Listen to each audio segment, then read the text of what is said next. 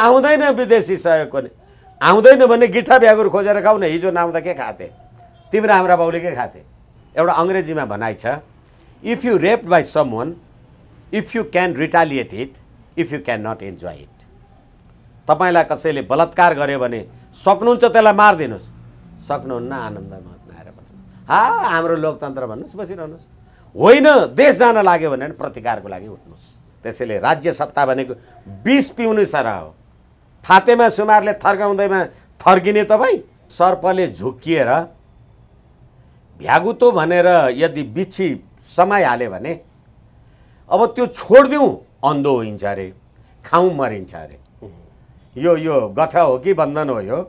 जनता दिनदिनै कङ्गाल भएका छन्। सम्प्रभुता चाहिँ if you once it finish for ever. यो परमादेशको सरकार परमादेशतिरै फिर्काइदिए हुन्छ, यसको काम छैन। अग्निप्रसाद सापकोटालाई सभामुख बनाउनका लागि नेकपा एमालेको निर्णायकत्व छैन। यो माओवादी त पार्टी नै विघटन गरिदियो भने अमेरिकाले के जवाफ दियो? अमेरिकाको कानुन वा नीतिको उल्लङ्घन गर्ने कुनै पनि कार्य गर्नका लागि एमसिसी को अनुदान प्रयोग हुँदैन। लजाउने बेस्या, नलजाउने गृहिणी, असन्तोषी बाहुन, सन्तोषी राजा सबै समाप्त हुन्छ। संसद भनेको खसीको टाउको देखाएर कुकुरको मासु बेच्ने थलो हो। नारायण हिटीमा राजा बस्थ्यो, 17,000 मान्छे मार्दा यहाँ जिन्दाबाद मुर्दाबाद भन्दा राजाले तपाईँको माग पुरा गरिदियो। अब सडकमा यहाँ नारा लगाउनुहोस् तपाईँको माग पुरा गर्दैन। 12 बुँदे समझदारी गर्ने त दिल्लीमा बस्छ नि, उता गर्नुहोस् न सडकमा प्रदर्शन। प्रचण्ड सडकमा निस्केर पत्याउने कुरा भएन नि। उहाँ त प्रणब मुखर्जीले मसौदा गरिदिएको 12 बुँदे समझदारीको हर्ताकर्ता होइन। भर्जिन मदर र लिभिङ टुगेदरबाट कमसेकम आमा र बुवा चिन्नुभयो भने पनि कल्याण हुन्छ। हरेक चोटि यो देशमा संविधान बन्दा नागरिकताको प्रश्न किन उठ्छ? महाशिवरात्रि पर्वलाई सेना दिवस मनाउने सेनाले धर्मनिरपेक्ष प्रधानमन्त्रीलाई सलाम गर्छ, बाँकी छ देश। पहिलाई म चुनौतीका साथ भन्न सक्छु यो संविधान यिनीहरूले बनाएनन् भनिन् होला। अरू विश्व संस्थाको सहयोगबाट पनि तपाईँहरूलाई हामी चाहिँ विमुख पारिदिन्छौँ। प्रतिनिधि सभा, तपाईँलाई मैले भोट दिएँ, तपाईँ मेरो प्रतिनिधि हो, तपाईँ म होइन। राइट टु नो भोट पनि हुन्छ। केपी ओलीले प्रतिनिधि सभा विघटन गर्दा विदेशीको कम्फोर्टेबल सरकार चाहिने भन्ने यिनैको पात्र होइनन् भने। परमादेशको सरकार छ, नेपाली जनताको सरकार छैन।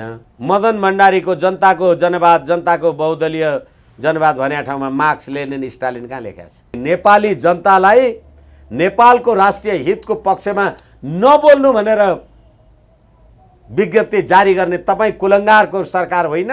ओ वामदेव गौतमवाला उदाहरण हेर्नुहोस् न। श्रीमती समानुपातिकबाट संसद सदस्य, ऊ कता अर्कोमा 14 जोडी पार्लियामेन्टमा, अनि नेपाली जनताको सम्प्रभुता।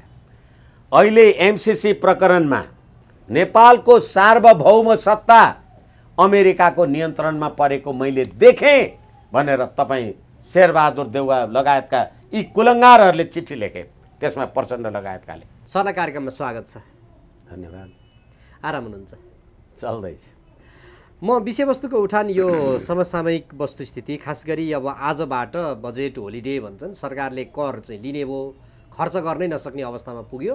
त्यो पनि सभामुख र प्रतिपक्षीको टक्रावका कारण। सरकारले यसमा हेर्न नि सकेन, ध्यान पनि दिन सकेन। हुन त सरकार अहिले यति बेला मानिसहरू न गठ न बन्धन, गठबन्धनको सरकार न गठ छ न बन्धन छ भन्छन्। म विषयवस्तुको उठान चाहिँ यही, बजेट होलिडेको अवस्थासम्म इतिहासमै पहिलोपटक आम्दानी चाहिँ लिने, खर्च चाहिँ नदिने अवस्थामा यो सरकार पुग्यो। यो परिस्थितिलाई यहाँले कसरी मूल्याङ्कन गर्नुहुन्छ? धन्यवाद। यो राज्य प्रणालीले नेपालको इतिहासमै नभएका धेरै ऐतिहासिक कुराहरू गरेको छ। यो राज्य प्रणाली आएपछि नै यो देशको राष्ट्रिय झन्डा डढ्या छ। यो राज्य प्रणाली आएपछि नै यो देशका प्रधानमन्त्री नेपाली जनताको राजकीय सत्ता र सम्प्रभु सत्ता नेपाली जनतामा निहित रहनेछ भनेको त्यो राजकीय सत्ता र सम्प्रभु सत्तालाई प्रतिनिधित्व गर्ने व्यक्तिले आफ्नो जन्मदिवसको दिनमा देशलाई टुक्रा टुक्रा पारेर केक काटेर खानु भएको छ, इतिहासमै नभएको कुरा होला। र यो देशको रक्षा मन्त्रीले यो देशको सेनालाई लकीरको फकीर भनेको छ र सर्वहाराको अधिनायकवादमा विश्वास गर्ने मान्छेहरूले पशुपतिनाथमा अर्बौंको सुनको जलहरी चढाएका छन्। त्यसै मध्येको एउटा यो निरन्तरता हो। अहिले श्री 5 को सरकार परमादेशको सरकार छ, नेपाली जनताको सरकार छैन, जनअभिमतको सरकार छैन। त्यसकारणले गर्दाखेरि 165 जना प्रतिनिधि सभाका सदस्यहरूले राज्य सञ्चालनको लागि एउटा बजेट पास गर्न सक्दैन। अनि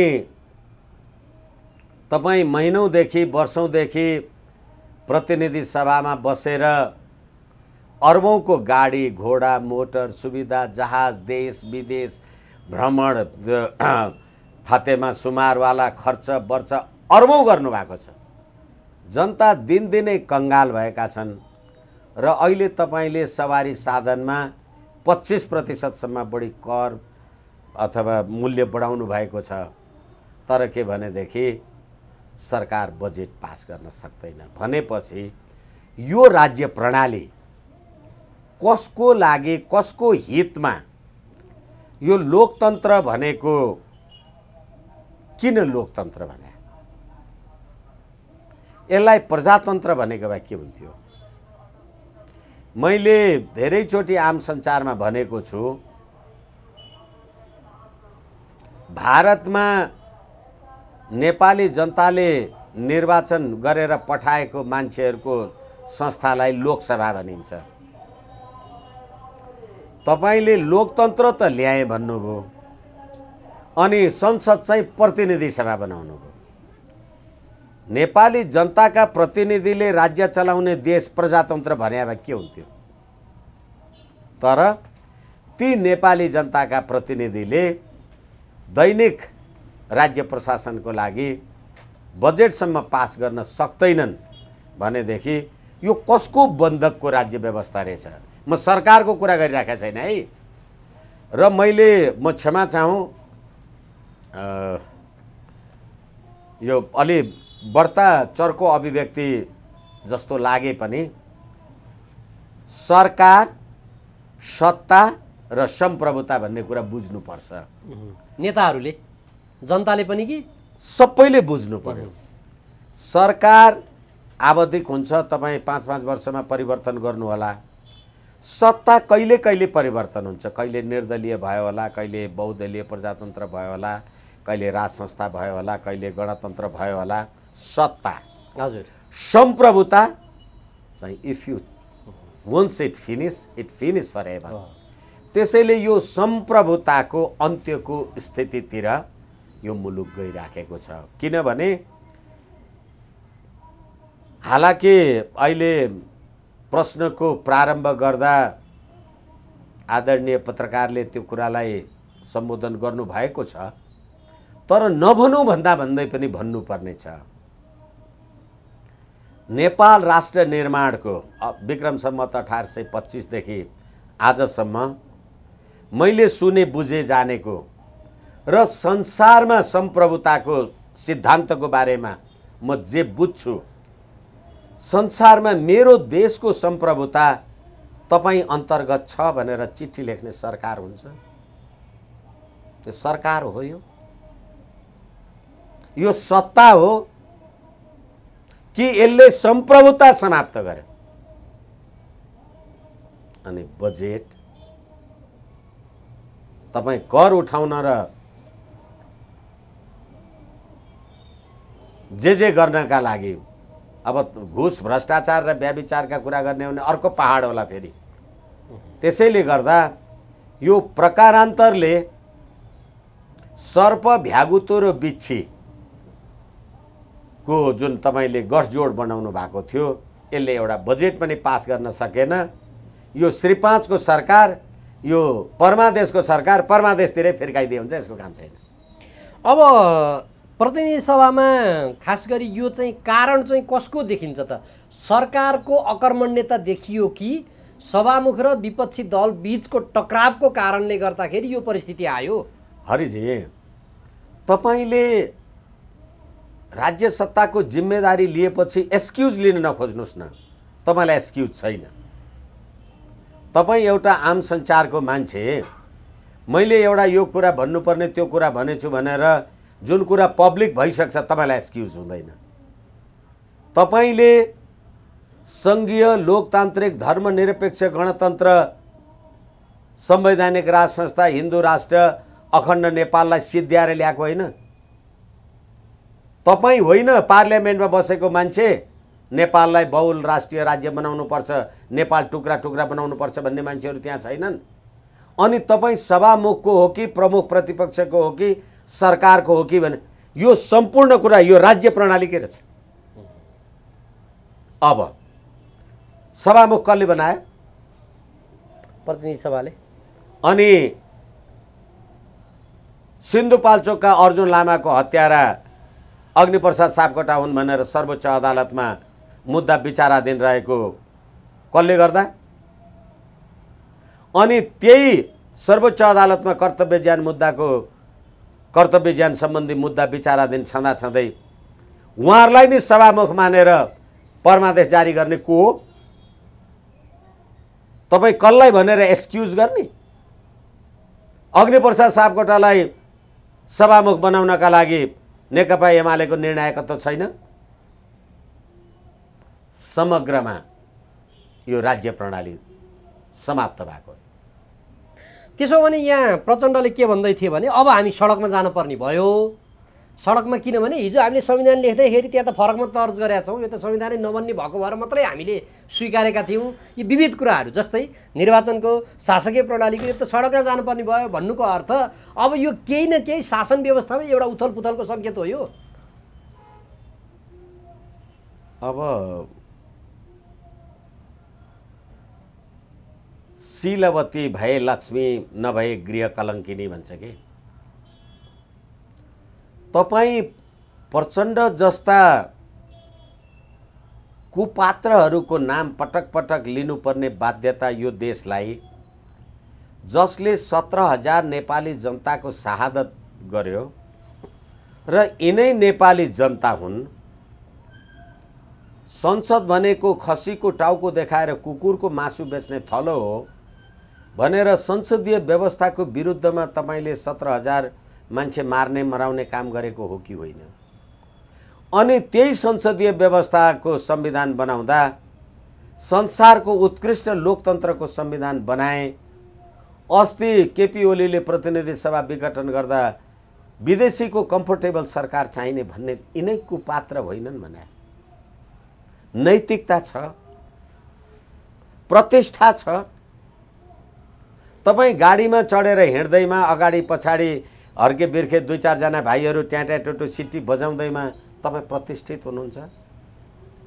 चाल सोभराज डाकालाई पनि त तलमाथि लिनु पर्यो भने त यसो पुलिसले त निगरानी गरेकै हुन्छ भने अहिले सडकमा आउनु पर्यो। तपाईले 72 असोजमा संविधान बनाउँदा के अभिव्यक्ति दिनुभएको थियो र अहिले तपाईलाई शासकीय स्वरूपको बारेमा, परिवर्तनको बारेमा प्रश्न उठाउने नैतिक, संवैधानिक, कानुनी हक छ। तपाईँ गठबन्धनको सरकारको निर्णायकत्व होइन। अनि यो देशको यो संविधानमा लेखिएको शासकीय स्वरूप यिनै मानवाधिकार कि मानव धिक्कार भन्छु म कहिलेकाहीँ त, यिनै धिक्कारवादीहरू समेत स्विजरल्यान्ड गएर नेपाली कांग्रेस, एमाले, माओवादी र मधेसवादी दलका समेत प्रतिनिधि गएर अमेरिकाको नोट्रेडेम युनिभर्सिटीका प्रोफेसर बोलाएर मुलुकको शासकीय स्वरूप निर्धारण गर्ने तपाईहरु होइन? अहिले तपाईँलाई शासकीय स्वरूप ठिक भएन। तपाईँको माओ सेतुङको विचारधारामा बहुदलीय जनवाद कहाँ लेखा छ? तपाईँ केपी ओलीको मदन भण्डारीको जनताको जनवाद, जनताको बहुदलीय जनवाद भन्ने ठाउँमा मार्क्स, लेनिन, स्टालिन कहाँ लेखा छ? अनि यी कुपात्रहरूको बारेमा कति छलफल गर्ने हो?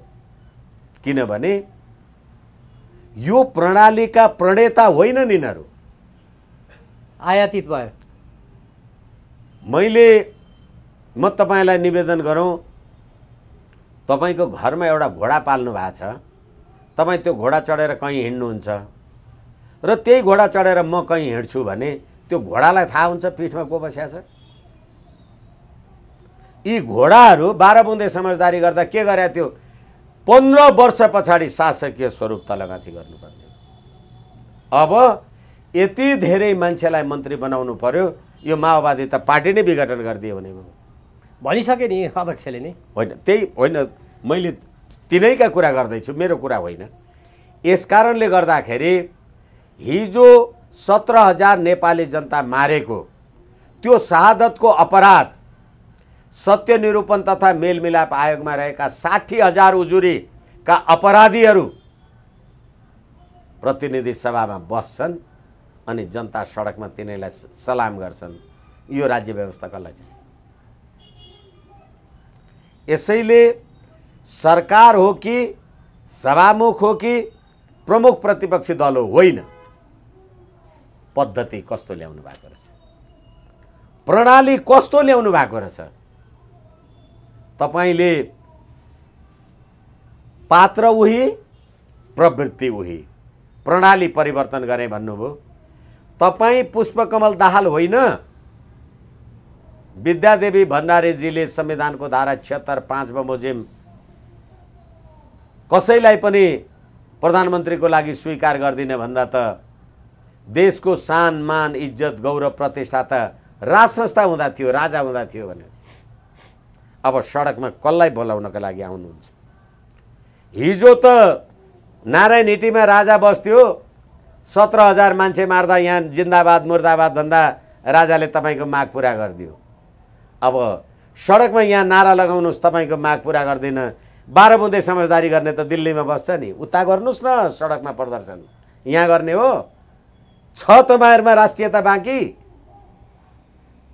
अनि नेपाली जनतालाई नेपालको राष्ट्रिय हितको पक्षमा नबोल्नु भनेर विज्ञप्ति जारी गर्ने तपाईँ कुलङ्गारको सरकार होइन? अनि तपाईँले बनाएको संविधानमा वाक र प्रकाशन स्वतन्त्रता, अभिव्यक्ति स्वतन्त्रता अनि संविधानको धारा 5 मा नेपालको राष्ट्रिय हित भन्दै सम्प्रभुता, अखण्डता, स्वाधीनता, प्रादेशिक अखण्डता नेपाली राष्ट्रिय हित हो, यसको विरुद्धमा हुने काम कारबाही फौजदारी कसुर हुन्छ भनेर लेखा छैन। नेपाली जनताले राष्ट्रिय हितमा बोले भनेर जयसिंह धामीलाई तुहिन चुडाएर मारिदियो भनेर नरेन्द्र मोदीको पुतला जलाउँदा पक्रेर थुन्ने तेरो सरकार होइन भने तिमीहरू राष्ट्रघातीलाई कारबाही गर्ने चाहिँ खोइ?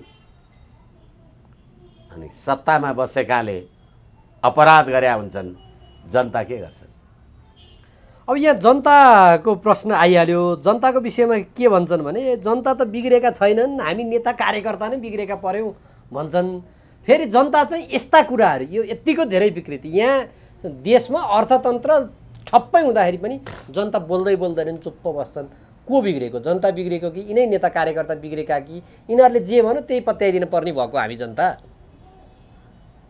मैले तपाईहरुसँग हालाकि अब यही पदावली कति दोहोर्याइराखौँ, नेपाली जनताको राजकीय सत्ता र संप्रभु सत्ता भनेर तपाईले जे भन्नुभयो, नेपाली जनता कति संप्रभु भए? खोइ उनीहरूको संप्रभु सत्ता कहाँ देखियो? र म तपाईलाई एभरेस्ट नेपाल मार्फत यो राज्य प्रणालीका आयातकर्ता घोडाहरूलाई चुनौती र जिम्मेवारीका साथ भन्न सक्छु, नेपाली जनता संप्रभु छैनन्। संविधानमा लेखिएको त्यसो भए मिलेन त्यो? मिलेको भए तपाईँले मलाई अहिले यो प्रश्न गर्नुहुन्थ्यो। तपाईँको प्रश्नमै यो उत्तर छैन र भने भनेपछि संविधानमा देखावटीलाई मात्र लेखियो, होइन, हामी अझै सार्वभौम सत्ता सम्पन्न जनता भनेर। एकैछिन हामी धैर्य गऱ्यौँ भने अहिले प्रतिनिधि सभा 275 छ। हजुर, 165 जनालाई नेपाली जनताले भोट हाल्छन्, बाँकी 110 जना कहाँबाट आउँछन्?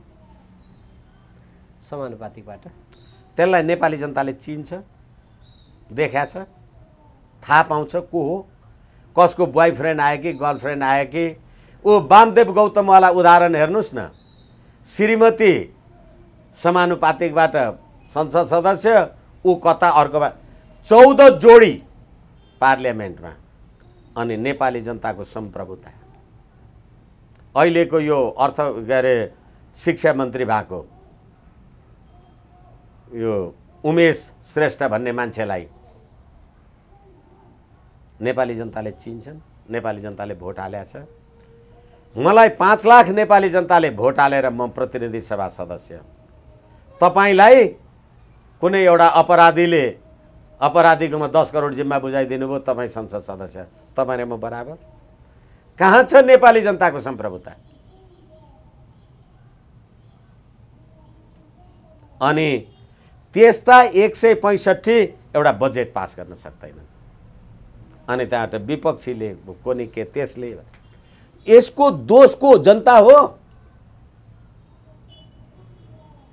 त्यसैले जनताले आफ्नो राजकीय सत्ता र सम्प्रभु सत्ता प्रयोग गर्नका लागि सडकमा निस्किनुको विकल्प छैन। प्रचण्ड सडकमा निस्केर पत्याउने कुरा भएन नि। उहाँ त प्रणब मुखर्जीले मसौदा गरिदिएको 12 बुँदे समझदारीको हर्ताकर्ता होइन। म हेग जान पाएँ भने ठुलो मान्छे हुन्छु, 5000 मान्छे मारेको जिम्मा लिन्छु भन्ने मान्छेलाई सलाम गर्ने यिनै नेपाली जनता होइनन्? तिमी अपराधीलाई सलाम गर्छौ भनेदेखि आफू तिमी कति सज्जन छौ मलाई थाहा छैन। होइन भने सत्य निरूपण तथा मेलमिलाप आयोगमा परेका 60,000 उजुरी कहाँ गए ती उजुरी? यसै कारणले गर्दाखेरि अब यो राज्य प्रणाली नै नेपाली जनताको लागि आवश्यक छैन, त्यसको निष्कर्ष हो। त्यसो हो भने अब के गर्ने त सर? अब कस्तो खालको कसरी अगाडि बढ्ने त? विगतलाई हेरेर भविष्यलाई आङ्कलन गरिने हो। 30 वर्ष पञ्चायत चल्दा हामीले यस्तो राष्ट्रियताको सङ्कट, राष्ट्रिय एकता, अखण्डता र स्वाभिमानको सङ्कट किन हेरेनौँ? अहिले क्षमा चाहौँ, अहिले हरि नेउपाने भनेको नीलो सर्ट र सेतो पेन्ट लगाएको भनेर चिन्ने कि त्यसको आत्मा, त्यसको चरित्र, त्यसको व्यवहारलाई चिन्ने? सम्प्रभुताका लागि सत्ता भनेको आवरण मात्रै हो। अब सम्प्रभुता नै सिद्धियो। अरूमा भन्दा तपाईँ सम्प्रभुता सिद्धेको भन्नुहुन्छ, अभियोग लाउनुहुन्छ भनेर आम सञ्चारको साथीहरूले मलाई प्रति प्रश्न गर्नुभएको छ। अहिले एमसीसी प्रकरणमा नेपाल सरकारले एमसीसीलाई विधिवत रूपमा चिठी लेखेको कुरा मैले जाने होइन। अमेरिकाको वर्तमानमा भएको कानुन, भविष्यमा बन्ने नीतिको उल्लङ्घन भएमा सम्झौता अन्त्य गर्ने भन्ने प्रावधानले नेपाल सरकारले लेखेका चिठी। हजुर, नेपालको आफ्नो अस्तित्व, सार्वभौम अधिकार नै अमेरिकी नियन्त्रणमा परेको देखिनाले नेपालको सार्वभौम सत्ता अमेरिकाको नियन्त्रणमा परेको मैले देखेँ भनेर तपाईँ शेरबहादुर देउवा लगायतका यी कुलङ्गारहरूले चिठी लेखे, त्यसमा प्रचण्ड लगायतकाले। यो होइन भन न, देश कहाँ गएछ? बाँकी छ देश? अनि नेपाली तपाईँले नेपाली टोपी डढाउनु पर्यो होइन, दौरा सुरुवाल डढाउनु पर्यो होइन तपाईँलाई, अनि सम्प्रभुता बाँकी छ। अब अमेरिकाले के जवाफ दियो? अमेरिकाको कानुन वा नीतिको उल्लङ्घन गर्ने कुनै पनि कार्य गर्नका लागि एमसीसी को अनुदान प्रयोग हुँदैन। अमेरिकाको नीति के हुन्छ तपाईँलाई थाहा छ? मलाई थाहा छ, यो सरकार यसलाई थाहा छ। भविष्यमा बन्ने नीति। तपाईँ नेपाली हो त्यति मात्रै होइन हरिजी, त्यो त एमसीसी पारित भएपछिको कन्डिसनमा हो। म एमसीसीमा आउनै आँटेको थिएँ। एकछिन हुन्छ प्लिज। यो कुरा किन भन्नु पर्यो भने हजुर, यो राज्य प्रणालीले सम्प्रभुता नै समाप्त हुने भयो र सम्प्रभुता समाप्त भयो भन्ने कुरा औपचारिक रूपमा चिठी लेख्नुभयो तपाईँले। विषय एमसीसी होला,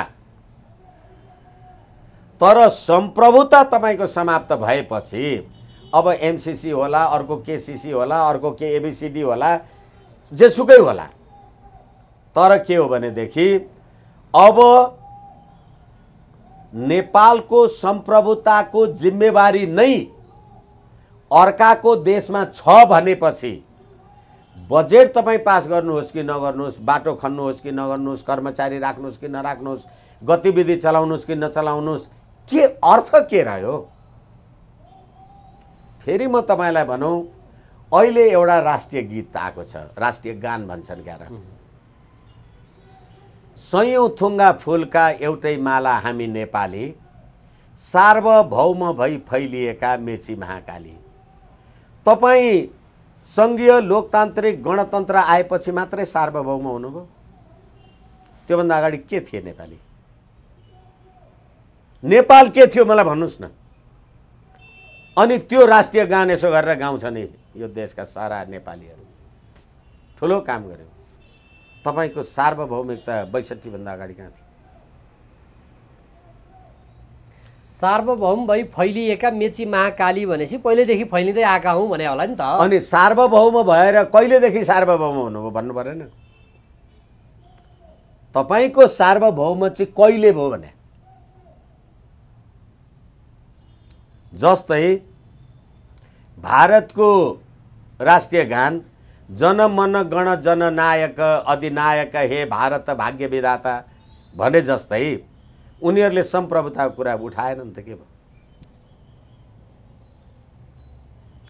1947 मा जुलाई जस्तो लाग्छ मलाई, बेलायतको संसदमा एउटा विधेयक पास भयो।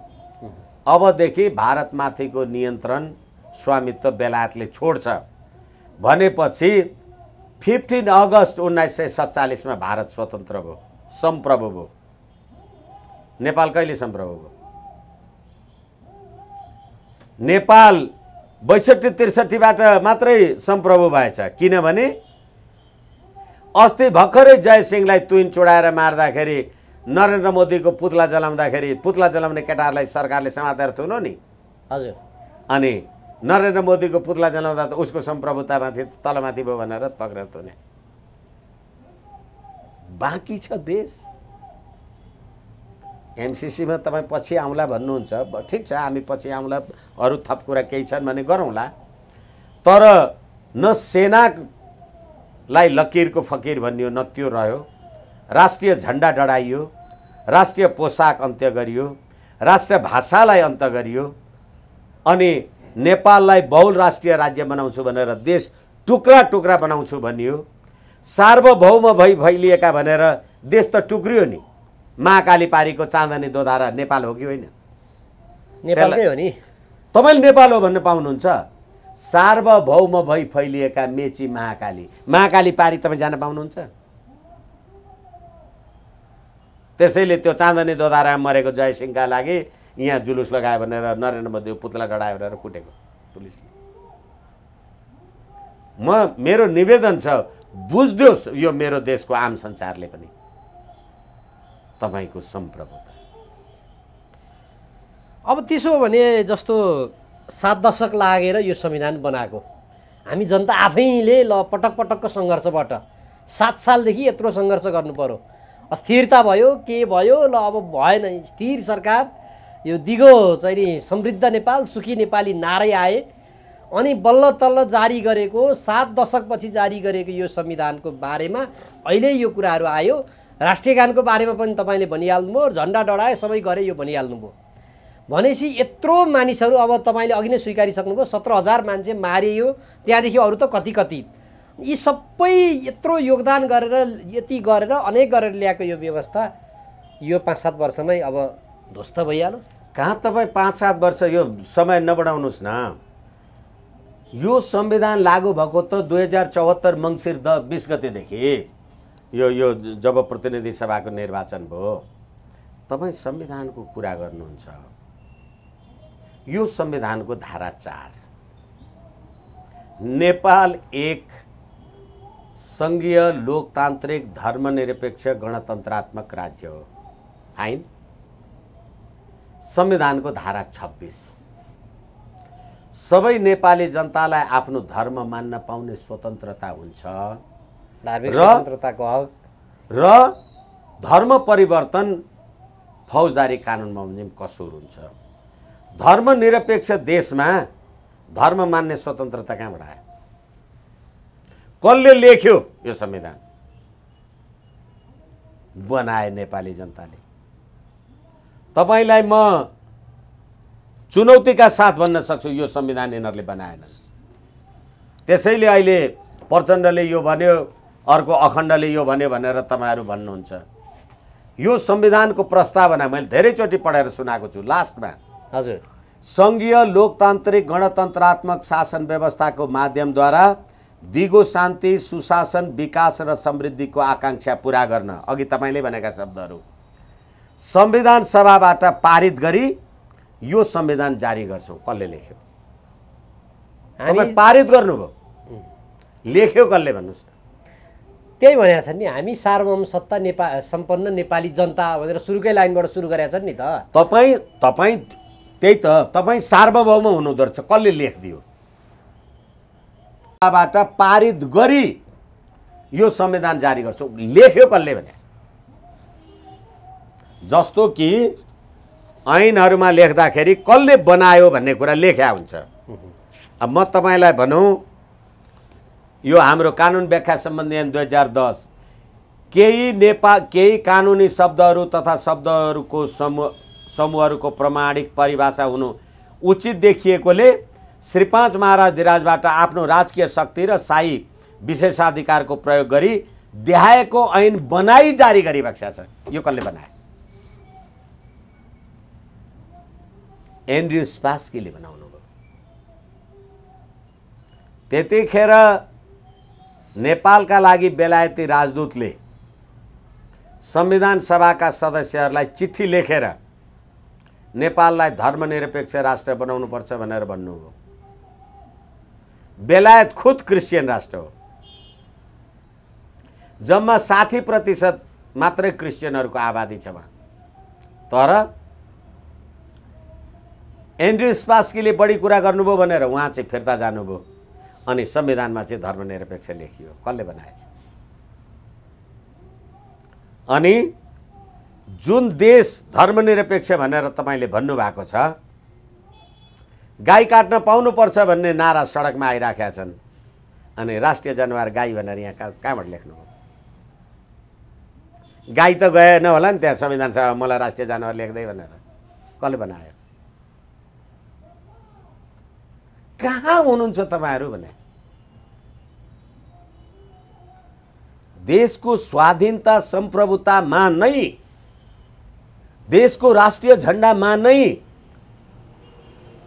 तपाई नरेन्द्र मोदीजी अथवा अहिलेका जो बाइडेन तिनीहरूले भनुन् त अमेरिकी सेना लकीरको फकीर हो भनेर, ती सेनाले गोली हानेर मारिदिन्छ। 250 वर्षदेखि नेपालको सम्प्रभुताको रक्षक भएको नेपाली सेनालाई लकीरको फकीर भनिदियो, यिनीहरू ताली पड्काएर बस्छ। जुन देशको धर्मनिरपेक्ष देशको सेना, त्यसको सेना दिवस महाशिवरात्रि पर्व हुन्छ। महाशिवरात्रि पर्वलाई सेना दिवस मनाउने सेनाले धर्मनिरपेक्ष प्रधानमन्त्रीलाई सलाम गर्छ। बाँकी छ देश। कसलाई भन्ने, कहाँ जाने, कसलाई सुनाउने? अनि अब गर्दा गर्दै मेरो देशको सम्प्रभुता कहाँ छ भनेर सरकार चिठी लेख्छ। बजेट पास भयो भएन, बजेट गयो गएन, खर्च भयो भएन। तपाईँको पैसा तपाईँको खल्तीमा आज खर्च भएन होला, भोलि गर्नु होला। पैसै भएन के गर्नुहुन्छ भनेपछि अब चुप लाएर बस्दा हुने भयो। हाम्रो केही पनि रहन्छ, सिद्धेछ भनेर बस्नुपर्ने भयो, हात बाँध्नु पर्ने भयो। होइन, कहाँ थियो बास अघि म को थिएँ, कसो हुँदा यो पिंजरा लिँदो भएँ, कहाँ छ जानु कुन साथ लिकन तँलाई मालम छ गियो। कहाँ थियो नेपाल नेपालीहरू? पश्चिममा किल्ला काँगडा, पूर्वमा टिस्टा पुगेथ्यौँ, कुन शक्तिको सामुमा कहिले हामी झुकेथ्यौँ। आज फातेमा सुमार एउटा प्रोजेक्ट, एमसीसी प्रोजेक्टको एउटा कर्मचारी उपाध्यक्षलाई खुट्टामा ढोगेर सलाम गर्ने तपाईहरू यो देशका लाइन लागेका मन्त्री र प्रधानमन्त्रीहरू, यो देशको अर्थमन्त्रीसँग कुरा गरेर ओहो एमसीसीको बारेमा एकदम पोजिटिभ कुरा गर्नुभयो अर्थमन्त्रीले। त्यही पार्टीको अर्थमन्त्री, त्यसको अध्यक्ष भएको प्रचण्ड एमसीसी संशोधन नगरिकन लागू नै हुँदैन।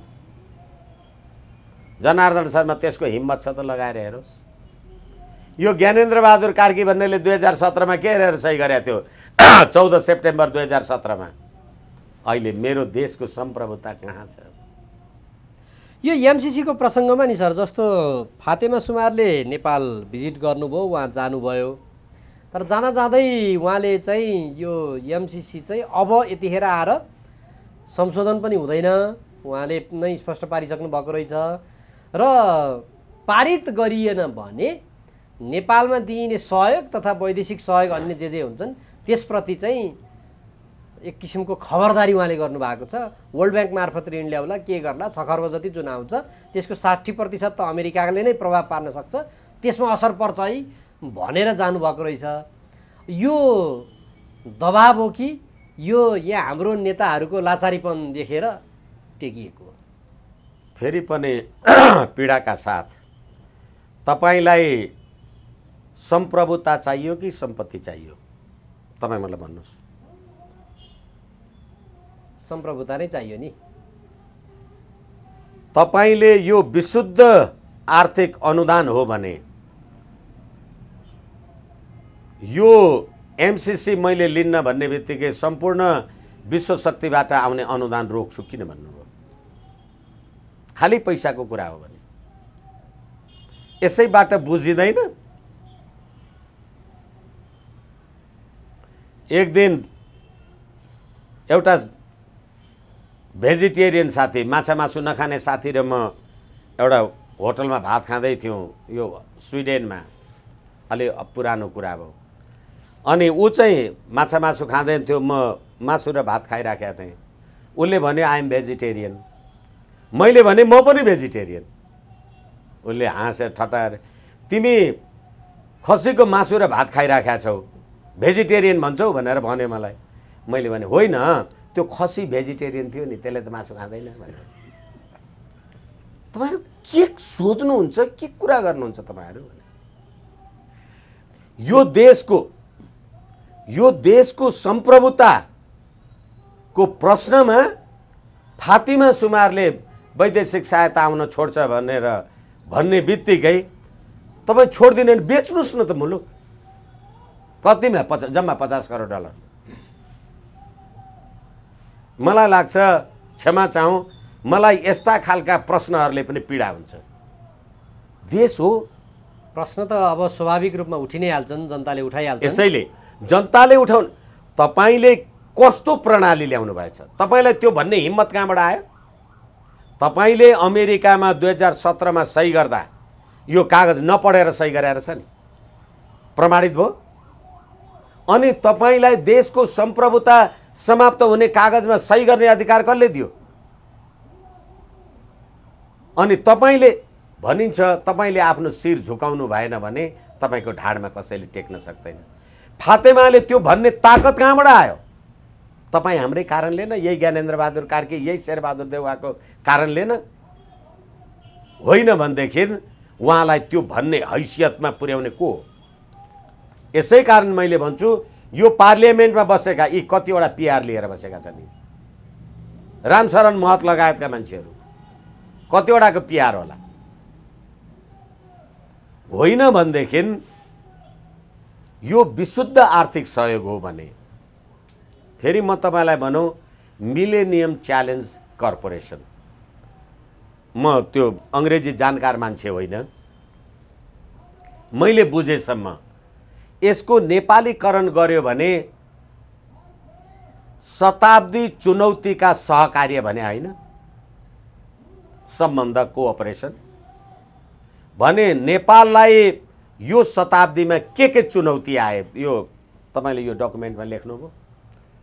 तपाईँ र मलाई के चुनौती आएर त्यसलाई समाधान गर्नको लागि हामीले यो सम्झौता गर्यौँ। नेपाललाई केही चुनौती आयो? के चुनौती छ? संसारमा हाम्रो कुनै देशसँग कुनै चुनौतीको विषय छ भने अमेरिकालाई छ, किनभने चीन उदाउँदो विश्व शक्ति भएर अमेरिकाभन्दा एक नम्बरमा पुग्ने अवस्था भयो। अहिले चीनसँगै अनन्य सीमाना जोडिएको मुलुकमा तपाईँले यो आर्थिक सहयोग ल्याएर तपाईँ एमसिसी गर्नुहुन्न भने सारा संसारबाट तपाईँलाई विमुख पारिदिन्छु भनेको त्यही थ्रेट होइन भने? यति कुरा नेपाली जनताले बुझ्दैन। यी सरकारमा बसेका, यी पार्लियामेन्टमा बसेकाले मात्रै बुझ्या छन्, यी समानुपातिक कि समानुपातकी कि यी के भएकाले मात्रै बुझ्या छन्।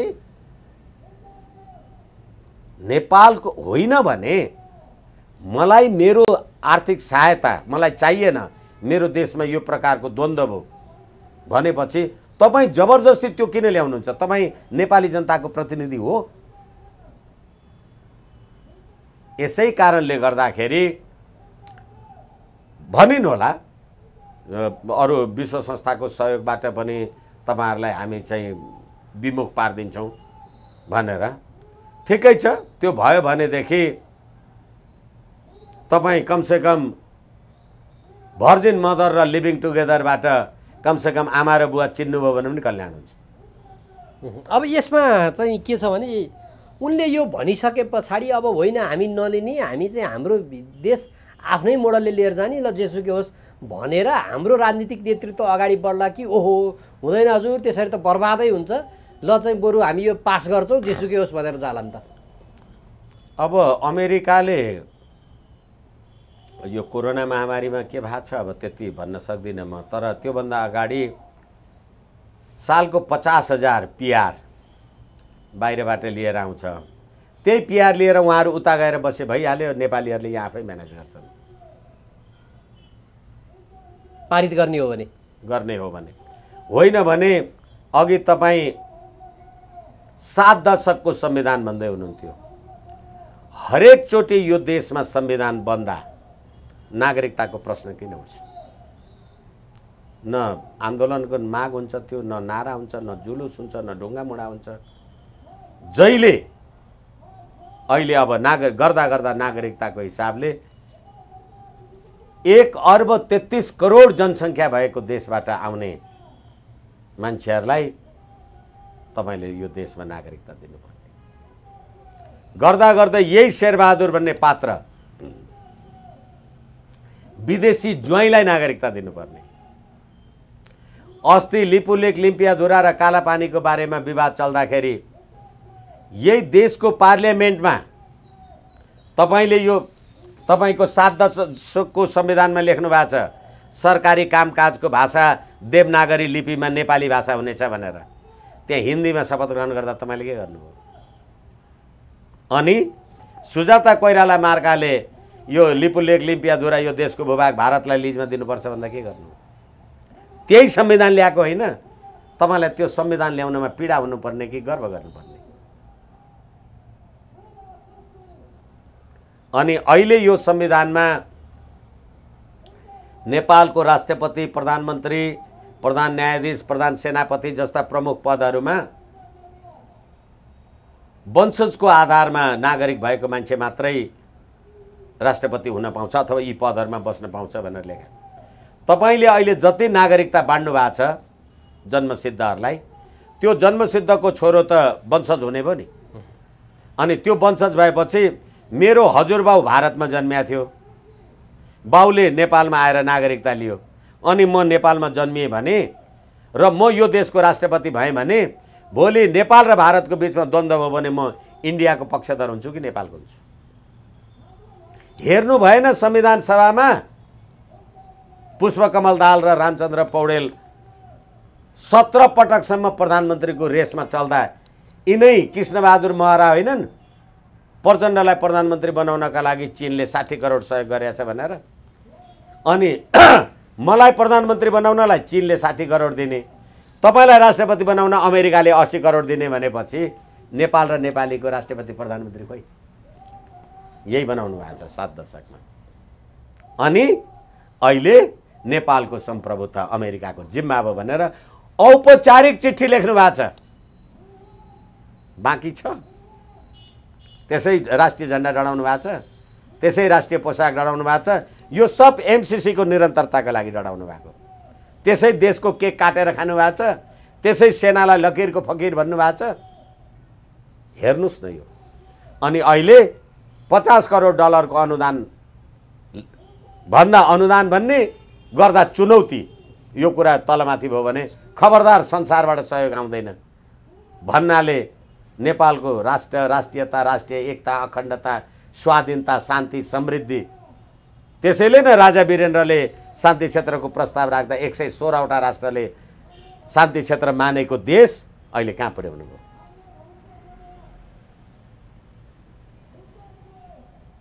भनेपछि दोष कसको त? अब फेरि पनि जनता। के बुझेर ढुङ्गा हानेका थियौ, के बुझेर भोट हालेका थियौ, के बुझेर नेता चुनेका थियौ? तिमीले नचुनिकन कुदेर त पुगे होइन नि। अनि तपाईले मत दिएको मान्छे, फेरि पनि म भन्दैछु, प्रतिनिधि सभा, तपाईलाई मैले भोट दिएँ, तपाईँ मेरो प्रतिनिधि हो, तपाईँ म होइन। तपाईलाई मैले सम्प्रभुताको सौदा गर्नलाई भोट हाले होइन, एमसीसीमा सही गर्नलाई। त्यसकारण नेपाली जनताले मेरो प्रतिनिधिले तलमाथि गरेको छ भन्ने कुरा देखेर किन नेपाली जनता चुप लागेर बस्छ, सडकमा विद्रोह गर्दैन? त्यसैले दोष जनताको भने मैले। यो राइट टु रिकलको व्यवस्था भयो भने पनि केही न केही मात्रामा यस्ता खालका त्यहाँ विकृतिहरू अन्त्य हुन्छ भन्छन् हो? राइट टु रिकल अथवा राइट टु नो भोट पनि हुन्छ। नो भोट त दिइहाल्यो त, अदालतले दिएकै छ त। दिएको छ त, कसले मान्यो? के भयो त भने तपाईँ र म चुनाव लड्यौँ, मतदाता सङ्ख्यामा 50,000 थियो, जम्मा 20,000ले भोट हाले, तपाईँले 11,000 पाउनु, मैले 9,000 पाएँ, तपाईँ जितिहाल्नु भयो। के अर्थ भयो त? 51% नेपाली जनताको मत आयो भने खोइ। अनि त्यसैले गर्दाखेरि राइट टु रिकल भन्दा पनि सम्प्रभुता भन्ने कुरा मतदानद्वारा निर्धारण गर्ने होइन। सिक्किमको सम्प्रभुता सिक्किमकै जनताले निर्णय गरेर भारतमा त्यहाँको सम्प्रभुता विलय गर्यो। अब सिक्किमकै पार्लियामेन्टले निर्णय गरेर होइन भारतको सम्प्रभुता फिर्ता ल्याउँ भन्यो भने आउँछ? यसैले यस्ता खालका कुराहरूमा, राज्य सत्ताका कुराहरूमा भनिन्छ लजाउने बेश्या, नलजाउने गृहिणी, असन्तोषी बाहुन, सन्तोषी राजा, सबै समाप्त हुन्छ। राज्य चलाउने भन्ने कुरा, देवता र दानव समुद्र मन्थन गरे, हजुर, अमृत निस्कियो। खानाका लागि झगडा, त खाने, म खाने, ऊ खाने, साराले खाने। फेरि मन्थन गरे, विष निस्कियो, पिउने कोही छैन। भागाभाग। महादेवले विष पिए। अनि महादेव विष पिए। अहिले देवादिदेव, हिन्दूहरूका पवित्र भगवान देवादिदेव महादेव सर्पको माला लगाएर हिँड्छन्। विष पिउने चाहिँ भगवान भयो। अमृत खानेहरू कहाँ कहाँ मरे सिद्धि। त्यसैले राज्य सत्ता भनेको विष पिउने सरह हो। फातेमा सुमारले थर्काउँदैमा थर्किने तपाईँ? अब आउँदैन विदेशी सहयोगको नि, आउँदैन भने गिठा भ्यागुर खोजेर खाऊ न। हिजो नआउँदा के खाथे तिम्रो हाम्रा बाउले, के खाथे? मेरा बाले कख पनि जान्दैनथे। म वरिष्ठ अधिवक्ता, कसैले जोडेर राजनीतिक विश्लेषक, कसैले पनि के मेरा बाउ मूर्खै थिए र अनि मलाई वरिष्ठ बनायो? यस कारणले गर्दाखेरि पढ्नु र ज्ञानी हुनु फरक कुरा हो। पढेर ज्ञान पाइन्छ भन्ने ठेगान छैन। घरमा छोरो बिग्रियो भनेर महाभारतको किताब किनेर ल्याएर दिएको युधिष्ठिर बन्ला भनेको पढेपछि दुर्योधन भयो। के गर्नुहुन्छ? यी सब यो संविधानले बनाएका दुर्योधन यिनीहरू। यो पढ्नु र ज्ञानी हुनु फरक कुरा, यो एकदमै राम्रो चाहिँ उपमा यहाँले दिनुभयो। अब अहिले चाहिँ सरकार बनाइयो, यहाँ केपी शर्मा ओलीको सरकार चाहिँ अब यो असंवैधानिक, यो चाहिँ अग्रगामी पनि भएन, प्रतिगमनकारी सरकार भयो भनेर त्यसलाई फालियो। शेरबहादुर देउवा नेतृत्वमा सरकार बन्यो, 2 महिना पुरा भइसक्यो, त्यहाँ न मन्त्री परिषदले पूर्णता पाउँछ, त्यहाँ चाहिँ उल्टो बरु टक्राव पो सुरु भइसकेको छ। अब यो पढ्नु र ज्ञानी हुनुको प्रसङ्ग यहाँनिर चाहिँ अब यो गठ हो कि बन्धन हो भन्छन् क्या अहिले त आएर। यो गठबन्धन चाहिँ नि आफ्नो निश्चित उद्देश्यका लागि केही काम लिएर अगाडि बढ्नु पर्नेमा यो गठ पनि भएन, यो बन्धनमा त बाँधिएन, 5 जना 5 तिर बाँध्यो भन्छन्। यो प्रसङ्ग र यो परिस्थितिलाई कसरी हेर्नुहुन्छ? सर्प, भ्यागुतो र बिच्छी अघि मैले तपाईँलाई भने, प्रचण्ड र शेरबहादुर भनेको एउटाको टाउको काटेर अर्को झोलामा हालेरले त्यो झोलाभरि पैसा लिएर जा भन्ने। त्यसमा माधव नेपाल भनेको आफ्नो एमालेको घरमा आगो लगाएर एकमुठी खरानी लिएर शेरबहादुर देउवालाई जिम्मा लगाउने। सर्प, भ्यागुतो र बिच्छी भनेर मैले तपाईँलाई किन भने कहिलेकाहीँ सर्पले झुक्किएर भ्यागुतो भनेर यदि बिच्छी समाइहाल्यो भने अब त्यो छोडिदिउँ अन्धो होइन्छ अरे, खाउँ मरिन्छ अरे। यो गठ हो कि बन्धन हो? यो जुन अपवित्र परमादेशको सरकार थियो, तपाईँको 165 को स्ट्रेन्थको सरकार थियो भने 165 को सरकारले फातेमा सुमार पो बोलाए त, बजेट त पास गर्न सकेन नि। कसको सरकार रहेछ थाहा भयो होला नि सरकार। किनभने यही सर्वोच्च अदालत दल त्याग सम्बन्धी ऐन माधव नेपाललाई नलाग्ने, विष्णु भट्टराईलाई लाग्ने, अनि संविधान 7 दशक लाएर बनाउनु भएको छ है। हाँस्नुको पनि सीमा हुन्छ। अनि राष्ट्रियता, मेरो देशको सम्प्रभुतामाथि आक्रमण भयो भनेर जनता सडकमा आयो भने फातेमा सुमार आउँदा तपाईँ लाठी लगाएर कुटेर जनतालाई थुन्नुहुन्छ। अनि जनता सम्प्रभु बगरेको पसलमा बाँधेको बाख्राको दीर्घजीवन जस्तै हो। भनेपछि जनता बगरेको पसलमा बाँधिएका बाख्रा जस्तै भए होइन भने निस्किनु पर्यो बाहिर। तपाईलाई विद्रोह पैदा भयो भने एउटा अङ्ग्रेजीमा भनाइ छ, if you raped by someone, if you can retaliate it, if you can not enjoy it. तपाईलाई कसैले बलात्कार गर्यो भने सक्नुहुन्छ त्यसलाई मारिदिनुहोस्, सक्नुहुन्न आनन्दमा आएर बस्नु। हाम्रो लोकतन्त्र भन्नुहोस्, बसिरहनुहोस्। होइन, देश जान लाग्यो भने प्रतिकारको लागि उठ्नुहोस्। अब यो समग्र परिस्थितिले तपाईले संकेत गर्नुभयो जस्तै देशको हिजोका रक्षकहरू उनीहरूलाई चाहिँ के भनेर बसिरहेका छन्? ओहो अब चाहिँ हामी जाग्ने बेला भएछ भन्छन् कि के भन्छन्? फेरि पनि क्षमा चाहौँ, आदर र सम्मानका साथ अघि मैले जुन देवादिदेव महादेवको उदाहरण दिएँ र सन्तोषी राजा असन्तोषी बाहुन, राज्य प्रणालीमा तपाईले कहिले चित्त बुझाएर सन्तोष मान्ने नै होइन। हिजोका भन्नुहोस्, आजका भन्नुहोस्, भरेका भन्नुहोस्, अब जाग्ने बेला सुत्नै हुँदैन राज्य प्रणालीमा। त्यो त ओभरअलमा भयो हो। यसै कारणले गर्दाखेरि नेपाली जनताको राजकीय सत्ता र सम्प्रभु सत्ताको रक्षार्थ, आफ्नो रक्षार्थ नेपाली जनताको आफ्नै क्रियाशीलता चाहियो। हिजोका शासक सत्ता आउने नआउने ती पनि पहिले त नेपाली होलान् नि, तर आफ्नो आफ्नो ठाउँबाट। एकछिनलाई मान्नुहोस्, तपाईँ कृषिको विज्ञ हुनुहुन्छ भने, ऊ चाहिँ किसान हो भने तपाईँले किसानलाई यसरी धान रोप भनेर सिकाउन चाहिँ सक्नुहुन्छ, तर आफै गएर धान रोप्न चाहिँ जान्नुहुन्न नि। यसै कारणले सबै आफ्नो क्षेत्रबाट उठ्नु पर्यो। अब हिजोका, आजका, अस्तिका, भोलिका प्रश्नै छैन।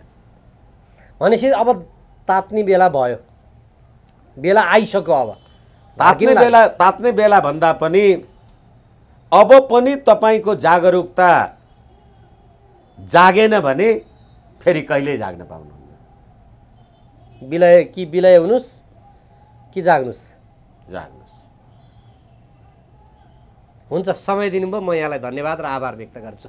हस्, एभरेस्ट नेपाललाई हार्दिक नमन, प्रणाम, धन्यवाद।